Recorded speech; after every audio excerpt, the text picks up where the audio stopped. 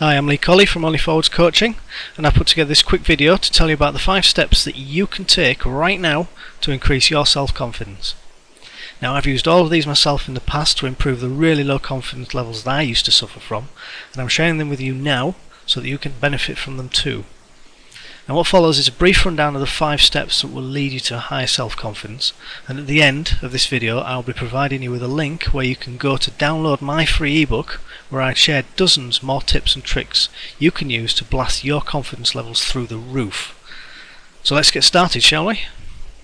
Firstly, in order to understand how to improve self-confidence, we need to understand exactly what it is. According to the dictionary, it's a feeling of self-assurance arising from an appreciation of one's own abilities or qualities. I don't disagree with that in any way, so let's break it down. It's a feeling of self-assurance arising from an appreciation of one's own abilities or qualities. So why do you lack self-confidence? Well, simply put, it's because you have either lost or never had an appreciation of your own abilities or qualities. Low self-confidence tends to produce fear.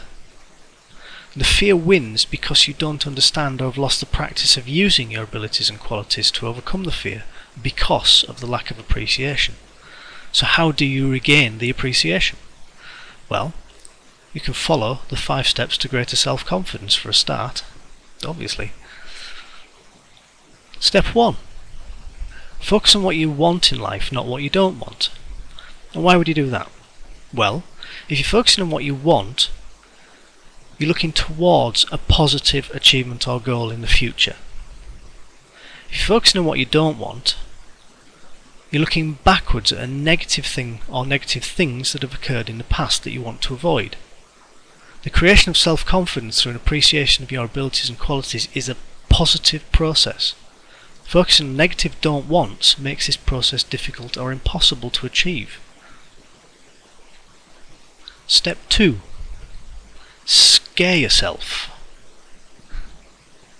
Now, this is not as drastic as it sounds, trust me. When you lack self-confidence, you spend all your time locked in your comfort zone. Most of the things that you want to achieve lie outside of your comfort zone and are therefore not within your reach. It is the fear of what lies outside that comfort zone that holds you back. The only way to stretch the boundaries of the comfort zone is to deal with the fear. That is why you have to scare yourself. But you only have to do it a little bit. Which brings me to step 3. Take small steps, not giant leaps. Imagine that you're bottom of a mountain and what you want most in life is at the top of that mountain. You're faced with 2 choices. You can climb the mountain one step at a time, or you can try to make the summit one giant leap.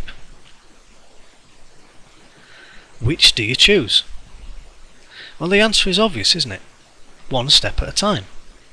If you know what you want but don't feel confident enough to achieve it, break it down into manageable chunks.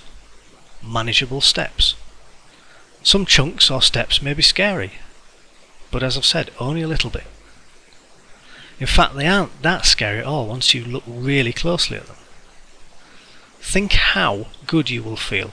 Think how powerful you'll feel when you overcome that one little fear, when you complete that one little challenge.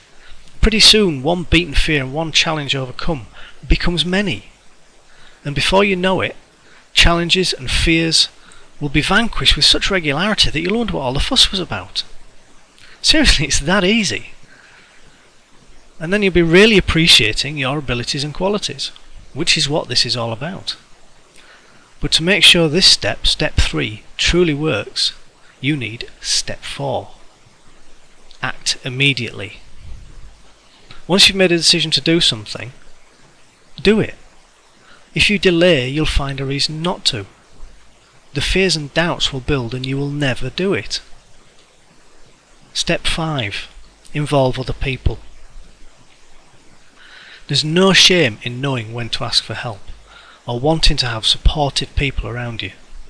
Be they your family, your friends, coaches, mentors, support groups, it doesn't matter. A supportive network of people around you will help you to achieve. Think back to the mountain analogy that I used earlier.